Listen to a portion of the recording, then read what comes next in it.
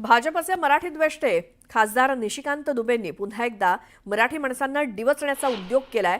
याआधी निशिकांत दुबेनं मराठी माणसाला पटक पटक्के मारंगे असं वादग्रस्त वक्तव्य केलं होतं आणि आता तर हे निशिकांत दुबे मराठी माणसाच्या टक्क्यावर घसरलेत। मुंबईत फक्त 30% लोक मराठी बोलतात असं वक्तव्य दुबेंनी केलं। पालिका निवडणुकीनंतर उद्धव ठाकरे आणि राज ठाकरेंचं राजकारण संपेल, ठाकरेंच्या राजकारणाच्या कफीनला अखेरचा खिळा बसणार असा दावा देखील दुबेंनी केला। त्यामुळे राज्यातलं राजकीय वातावरण ढवळून निघालंय।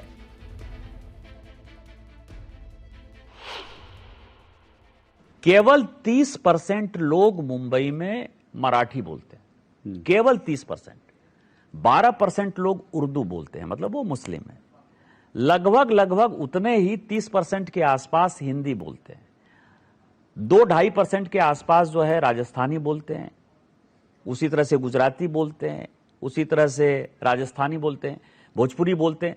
तो भाषा के आधार पर जो उनका मंसूबा है वो डेमोग्राफी इतनी बदल गई है कि इस तरह की राजनीति वो चुनाव के समय करते हैं। लेकिन इस बार जो है उनका फाइनल, जिसको कहते हैं कि कॉफिन लग जाएगा, ये मनसे और उद्धव ठाकरे की राजनीति पूर्णतया मुंबई से खत्म हो जाएगी।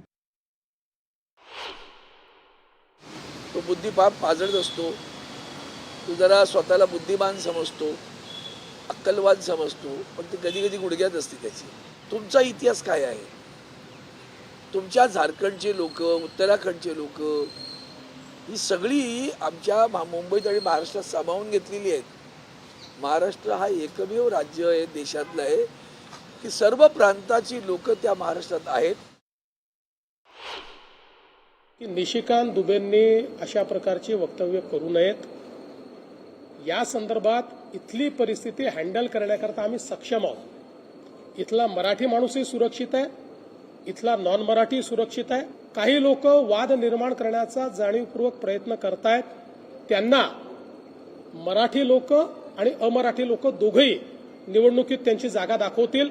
त्यामुळे माझा सल्ला दुबेजींना असा असेल की या विषयामध्ये त्यांनी कुठलंही वक्तव्य करू नये। जायकवाडी धरणाच्या पाणलोट क्षेत्रासोबतच वरच्या धरणातून होणारी पाण्याची आवक बंद झाल्यामुळे धरणाचे सर्व 8 दरवाजे बंद करण्यात आलेत।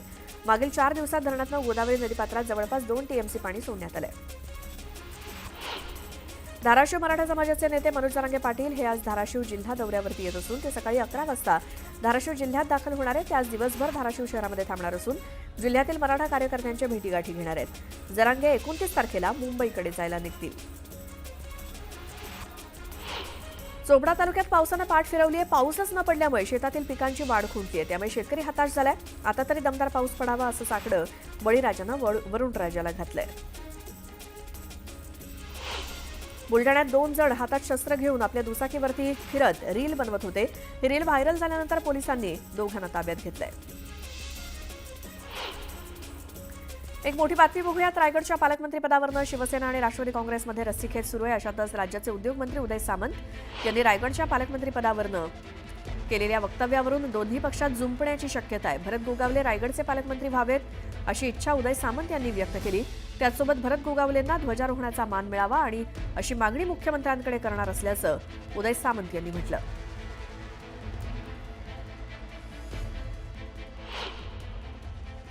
नाही, झेंडावंदनाचा मान देखील भरतशेठ गोगावलेंनाच मिळावा ही आमची मुख्यमंत्र्यांकडे मागणी राहणार आहे। आजही वैयक्तिक एक शिवसैनिक म्हणून आणि शिवसेनेमध्ये एकनाथ शिंदे साहेबांच्या नेतृत्वाखाली काम करणारे कार्यकर्ता म्हणून आज देखील माझी मनापासूनची हीच इच्छा आहे की भरतशेठ गोगावले हेच रायगडचे पालकमंत्री झाले पाहिजे। भाजपचे मराठी द्वेष्टे खासदार निशिकांत दुबेंनी पुन्हा एकदा मराठी माणसांना डिवचण्याचा उद्योग केलाय। याआधी निशिकांत दुबेनं मराठी माणसाला पटक पटक्के मारंगे असं वादग्रस्त वक्तव्य केलं होतं आणि आता तर हे निशिकांत दुबे मराठी माणसाच्या टक्क्यावर घसरलेत। मुंबईत फक्त 30% लोक मराठी बोलतात असं वक्तव्य दुबेंनी केलं। पालिका निवडणुकीनंतर उद्धव ठाकरे आणि राज ठाकरेंचं राजकारण संपेल, ठाकरेंच्या राजकारणाच्या कफीनला अखेरचा खिळा बसणार असा दावा देखील दुबेंनी केला। त्यामुळे राज्यातलं राजकीय वातावरण ढवळून निघालंय।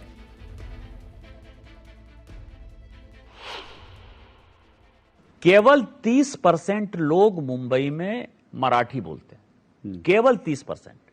12% लोग उर्दू बोलते हैं, मतलब वो मुस्लिम है। लगभग उतने ही 30% के आसपास हिंदी बोलते हैं। 2-2.5% के आसपास जो है राजस्थानी बोलते हैं, उसी तरह से गुजराती बोलते हैं, उसी तरह से राजस्थानी बोलते हैं, भोजपुरी बोलते हैं। तो भाषा के आधार पर जो उनका मंसूबा है, वो डेमोग्राफी इतनी बदल गई है कि इस तरह की राजनीति वो चुनाव के समय करते हैं। लेकिन इस बार जो है उनका फाइनल, जिसको कहते हैं कि कॉफिन लग जाएगा, ये मनसे और उद्धव ठाकरे की राजनीति पूर्णतया मुंबई से खत्म हो जाएगी। तो बुद्धिपाप पाजळत असतो, तो जरा स्वतःला बुद्धिमान समजतो, अक्कलवाद समजतो, पण ती कधी कधी गुडघ्यात असते त्याची. तुमचा इतिहास काय आहे? तुमच्या झारखंडचे लोक, उत्तराखंडचे लोक, ही सगळी आमच्या मुंबईत आणि महाराष्ट्रात सामावून घेतलेली आहेत.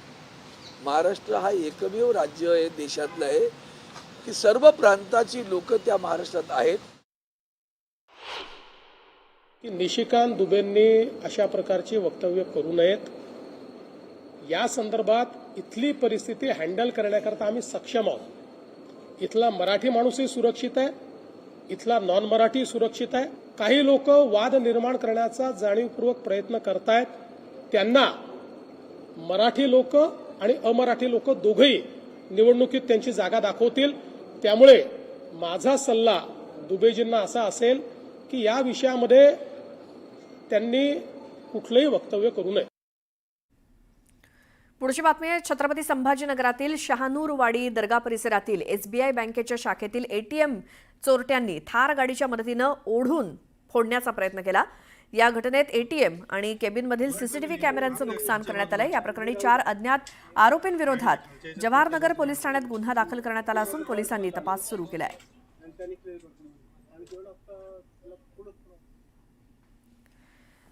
तर महादेव मुंडे हत्या प्रकरणातील संशयित आरोपी गोट्या गित्तेचे नवनवीन कारनामे समोर येत आहेत.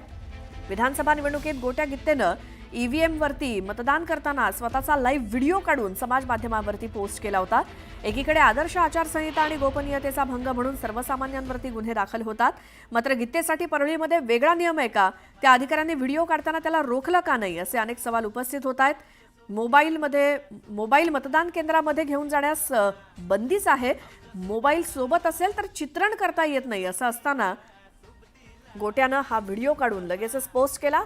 तसंच परळीमध्ये अशाच पद्धतीनं गुंडगिरी करून मतदान झालंय का, असा देखील सवाल उपस्थित होतोय. आमचे प्रतिनिधी सुरेश जाधव आपल्या सोबत आहेत. सुरेश, गोट्या गीतेचा आणखी एक व्हायरल झालेला व्हिडिओ, त्यामुळे व्यवस्थेवरतीच आता प्रश्नचिन्ह निर्माण होत आहे. काय त्याबद्दल सांगाल? परळी मतदारसंघामध्ये विधानसभा निवडणुकीमधला हा व्हिडिओ आहे आणि विधानसभा मतदान करत असताना गोट्या गीते यांनी हा व्हिडिओ काढला आणि व्हिडिओ काढून लगेच त्याच्या समाज माध्यमावरती पोस्ट देखील केला होता.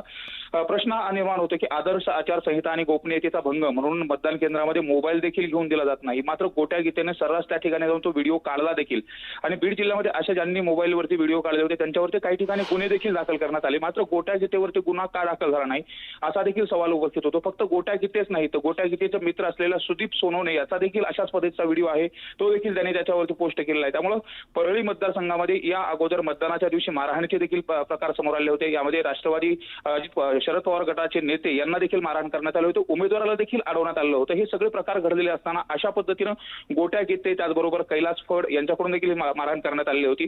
तर या संपूर्ण प्रकरणामुळे गोट्या गीतेची परळी मतदारसंघामध्ये कशा पद्धतीने दहशत होती हे देखील समोर येते.